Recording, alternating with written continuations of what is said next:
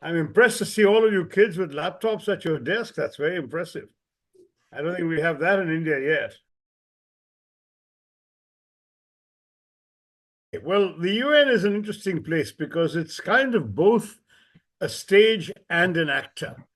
Imagine it's like you go to your favorite football team or whatever, and the stadium and the team has the same name. And that's pretty much what the UN's all about. It's on the one hand a forum where all the governments of the world are represented and they can all meet and talk to each other and agree and disagree and all of that. And at the same time, we have the UN Secretary General, we have the UN agencies, we have the UN peacekeeping operations, all of which are able to act once the governments have decided that they can. And therefore, the UN, as I said, is both a stage and an actor. Now, as a stage, it's a forum for member states, all the governments in the world. As an actor, it's either an agency or a particular individual or a leader or whatever. So when you're working for the UN, your orders, as it were, your mandate and your resources come from governments. And if governments don't want to give that to you, there's not much you can do. But once you have those resources and the mandate, then you act on your own and you act as smartly and as well as you can. And that's what makes the UN very interesting. So for me right now, I've been gone from the UN for a very long time, longer than any of you have been around. That is, I left in 2007, and a lot may have changed, but this basic thing remains the same. Leela, you have a question? No. Okay. So an actor and a stage. So what you make out of it sounds like. What motivates you to keep working? Well, ever since I was little, I kept asking myself the question, why on earth we are on this planet? And the only answer I could find was to try and make a difference. Now, how do you make a difference? There are various kinds of difference you can make that depends on the talents you have and the opportunities you have. But to make a difference, to my mind, is all about leaving a place the better for your having been there. So it could be just being a very good friend to your friends. It could be being a very effective team leader at something you're leading. It could be being very good at something you do, whether it's a sport, whether it's studies, whatever. And it could be something much bigger and more ambitious as you grow older. You might be running a company or joining the United Nations, who knows?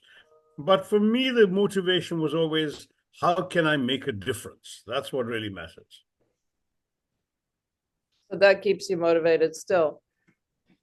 Why did you choose the UN? Well, it's a long and complicated saga, but the short answer is I was always, from a very, very young childhood, younger than these kids, I was very interested in world affairs. And because of that, I thought I might either join my country's diplomatic service or join an international organization. When an opportunity came for me to join the United Nations High Commissioner for Refugees, I leapt at it. Other parts of the UN at that time had a national quota, and there were just too many Indians. But when it came to people working for the UN High Commissioner for Refugees, there were no restrictions on how many people of how many nationalities could do what.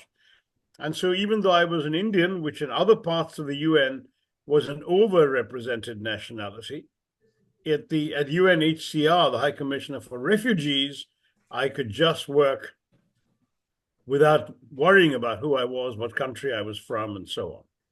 Anyway, so that's what I wanted to do. Besides, it's the only place in the world, ma'am, where you can get all the countries of the world to come together and agree or disagree, but at least it's the one place where every country participates. You could argue that the Olympics are also a place where every country participates, so that's every 4 years. Here you've got something which can meet any time of the year and which can deal with all the big problems in the world, whether it's political problems, wars, climate change, human rights, refugee movements, all of those things come under the UN's responsibility. So it was a worthwhile organization to work for.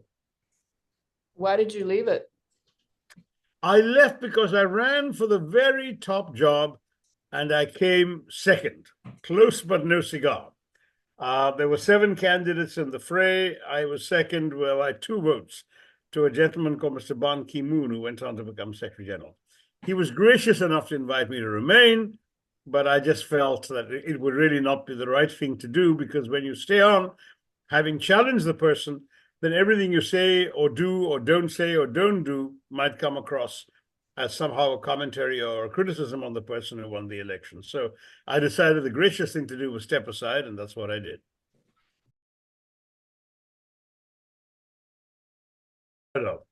Oh, there's so much. The UN has actually won the Nobel Prize for many, many things it's done. It's won many Nobel Prizes.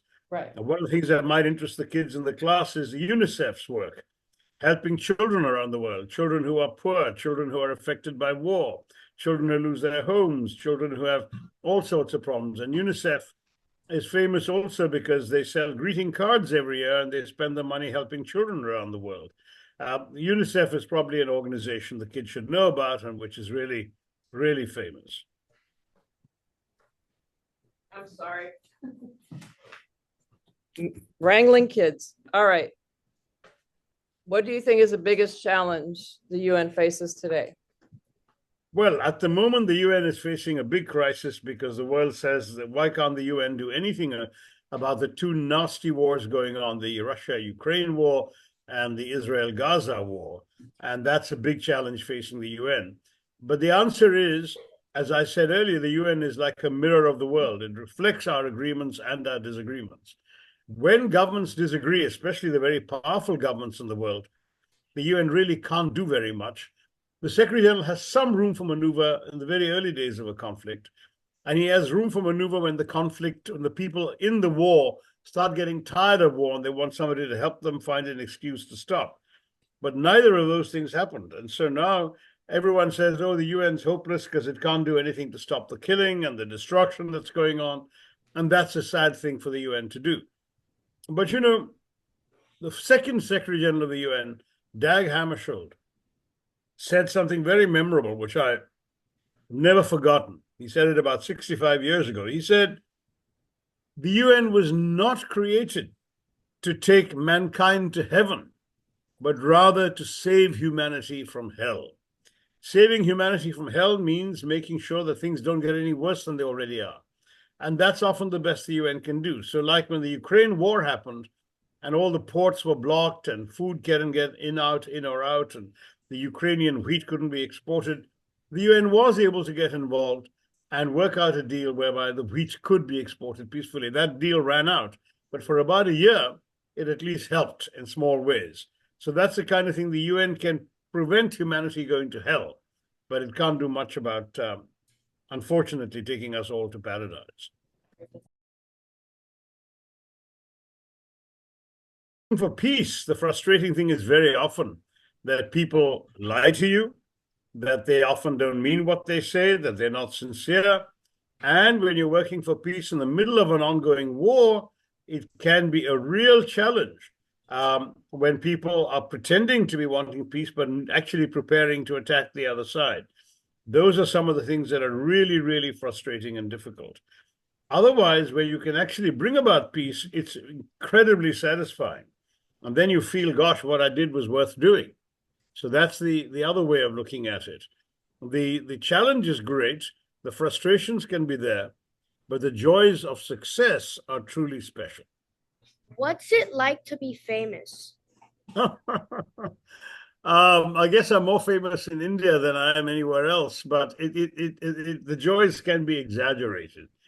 The biggest thing that you discover, it may seem cool to be famous, but the truth is you completely lose your privacy.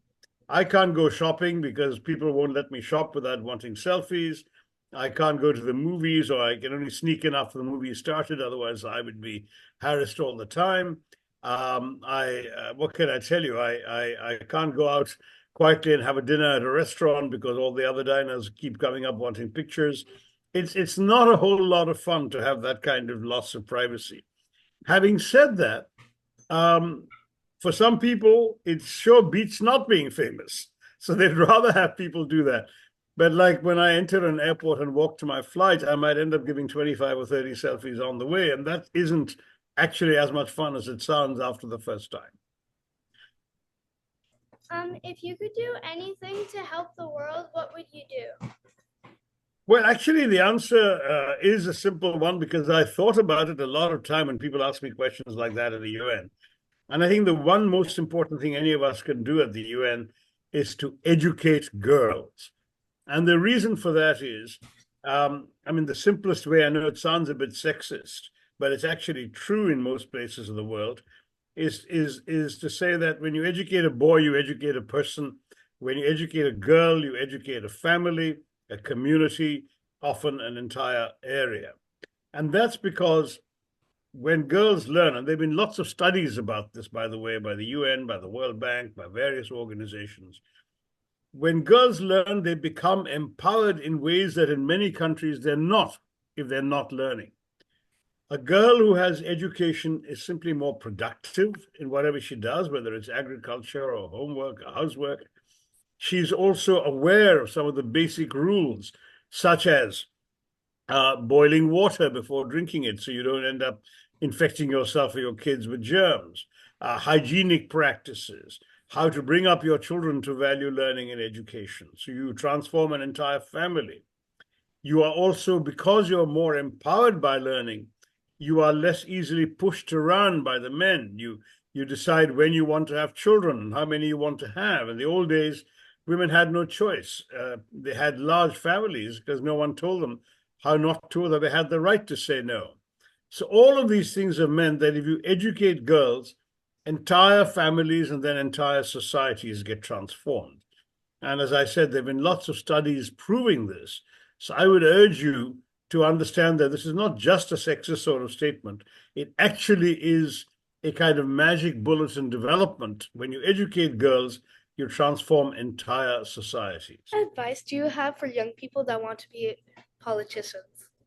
Politicians, well, it depends on which country you're in. So if you are talking about being a politician in America, it's probably very different from being a politician in a country where democracy is more fragile or where the government could arrest you or harass you for opposing it or whatever. If your country is a democracy, then politics has a very useful purpose, but also is a safe profession because it's a place where you have a vision of what's better for your society, and you talk to people and you write and you speak and you persuade them of how they, by voting for you, will be able to take your country and their country forward. If you're a politician in some of the developing countries in the world where governments don't like being told what to do and certainly don't like people disagreeing with them, it can be a very dangerous profession. Many politicians are arrested or jailed or even killed. So it's not small matters. A lot depends on where you're from and the environment in which you're working. If you're a politician in Russia, it wouldn't be the same as being a politician in England. And that sort of thing is something you have to bear in mind when you look at that. But the main and most important advice I'd give to people in politics, apart from the question of staying safe if you're not there, is to remember that politics is not about you. It's about the people of your country, the people you can serve. And if you go into politics because you want to make a career for yourself or you want to make money or you want to get power and status, that's wrong. That may or may not come as a fringe benefit. But what you really need to go into politics for is to have a vision of how to improve your country, what kind of society you want your people to live in. And when you can do that, then you are in a much, much better, useful place as a politician than if it's about you. So remember that politics is not like some other professions, it's all about your own advancement. It's about advancing the lives of people around you and society around you. What are some things to be happy about in the future? In the future, well, it's difficult to predict the future. There's an old joke that says the future is never what it used to be. If you look at things that people wrote about the future when I was your age, many of those things never worked out. If you look at comic strips and movies and books predicting the future, we were all supposed to be jetting around in little mini planes that would get us around. There's even a comic strip called The Jetsons, where people did that all the time. People expected the future to be quite sort of different from what it actually turned out to be. And similarly, if I talk about the future for tomorrow, I could easily be wrong. But I will tell you some of the things that seem to be worth being happy about. One is that we are doing a much better job in recent years of overcoming poverty, which is not to say there aren't poor people. There are lots of poor people in the world, in many parts of the world. But there are, as a percentage of the human population, fewer poor people than there used to be even 50 years ago. So there have been significant progress made in eradicating serious illnesses, serious diseases.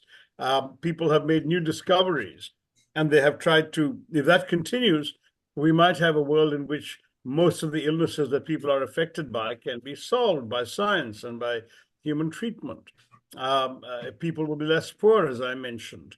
One more thing to be happy about potentially is the extraordinary pace of human technology and technological advancement. When I was a kid, I could hardly imagine that one day I would be able to hold in my hand a mobile phone with the computing capacity of the room full of computers at NASA that sent Apollo 11 to the moon. That was the kind of computing capacity that's today in a simple telephone in your hands. And there may be a lot more things you can do with technology. Right now, for example, as a writer, I'm very happy about the fact that researching the books I'm writing is so much easier because so much information and knowledge has been digitized around the world that I can actually have access to material that normally would have taken me endless trips to multiple libraries to look up books in musty shelves and dusty rooms in order to get the information I wanted. So I can write books more rapidly now than I used to be able to. So all of those things are things to be happy about. But I want to give you a note of caution. Everything you say that you could be happy about could also be something that you may not be terribly happy about. We talk, for example, about curing diseases, but some diseases have become resistant to drugs. Tuberculosis or TB, where people often cough themselves to death, that's become resistant to antibiotics in many countries. Or you can talk about technology making life easier, but technology can also do bad things. It can make destruction of human life and cities easier.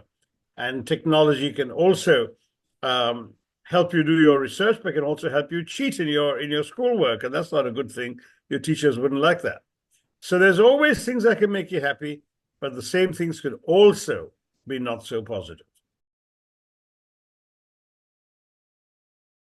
Is instill the value of peace in kids' minds. And if you tell them stories of what happened to people who didn't have peace, children who had their homes destroyed, their parents killed or injured or became refugees or whatever, they'll understand why peace is so important.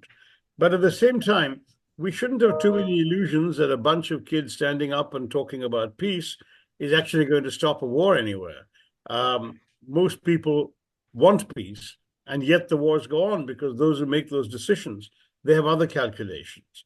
So I think the most important thing you can do through these peace festivals is teach kids the value of peace and how much life is better for everybody if the world is at peace.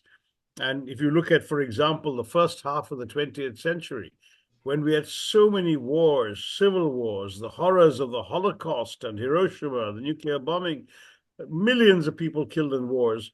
And then you saw the next 50 years when, for the most part, the world was at peace. You can see the difference and how much more progress humanity could make because there was peace. I think one of the things about peace is how do you diffuse a conflict? It could be even in the playground at school where some bully comes up to you and misbehaves. Right. How do you handle that person's bullying? How do you prevent it degenerating into either conflict or fear, into either getting into a clash or running away, none of which is good for anybody. So teaching them how to diffuse conflict before it gets out of hand would be a very useful peace skill, because what you can do in interpersonal relations, you can also translate into world affairs. Stance on the events that have happened and are happening in Bangladesh. Bangladesh went through a change which many people would consider a positive change in the sense that a government that was fairly undemocratic in its conduct was overthrown, and now the people, especially led by young students in their 20s, are in charge of their own destiny, and that's a very important thing. But along with that change, unfortunately, there are, I'm afraid, some pretty bad things that also happened. When you have a popular disturbance to demand that a leader leaves the country, you also create conditions of disturbance or anarchy in society. In that, some lawless people take advantage and they beat up other people. You had the minorities in Bangladesh being attacked. You had temples and institutions being destroyed. You had people's homes being attacked.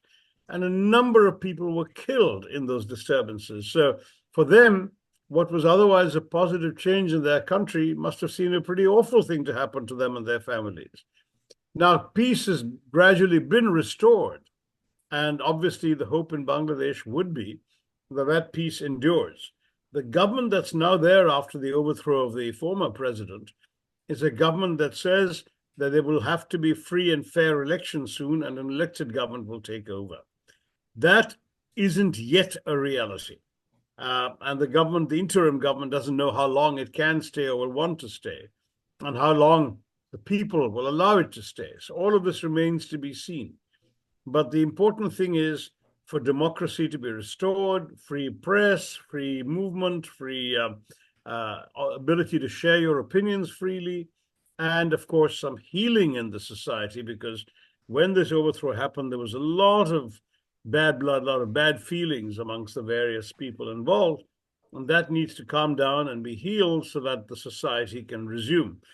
You replace one set of intolerant people with another set of intolerant people, then Bangladesh doesn't gain very much. What you need is to restore a bunch of tolerant people who will encourage everyone to participate and work together. That's what ideally we want in a democracy. And hopefully term limits. And hopefully, And also term limits. Term limits. Yeah, that's an interesting idea too. You're right. In the parliamentary system, that's a bit more difficult because you're not voting for an individual, you're voting for a party. And you can't prevent the party from electing its own leaders. That's why we don't have term limits in parliamentary systems, whereas a presidential system like America, where you vote for the individual and not the party, that's a different place. But you could certainly, I think the people in Bangladesh talking about all sorts of changes to the constitution and the political system. So maybe term limits could be one of them. You're right. The UN, one of the things we should ideally be hoping for is reform of some of the UN's institutions. It's a bit odd for a world body to reflect the geopolitics of 1945 rather than those of the realities of 2025. But what we've got still is permanent members who are the 5 big victors of World War II, rather than the big, powerful, influential countries of today who are contributing to the UN.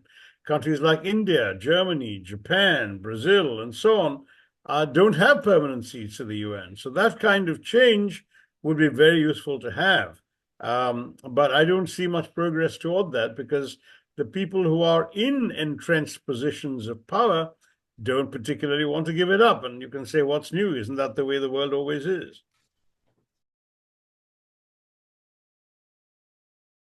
Writing. And in order to write, keep reading. Because it's only when you read that you get a sense of the kinds of possibilities of language.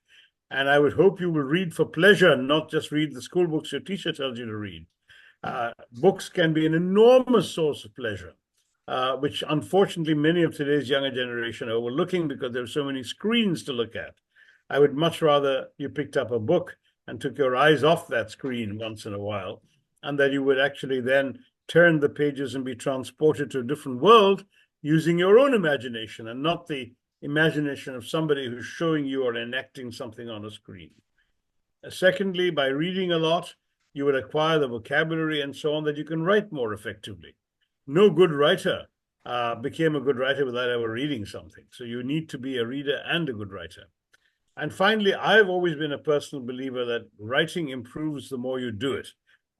You can't just wait for teacher to give you lessons as to how to write. You just do it, write stuff that other people will read and that they will tell you how they liked it or what they didn't like about it, and you keep improving that way. But the act of writing is the best on-the-job training you can imagine to be a writer. Thank you all very much. So they wrote thank you for you. In their own languages. Merci, gracias. Yes. I can see all of that. Thank you. Yeah.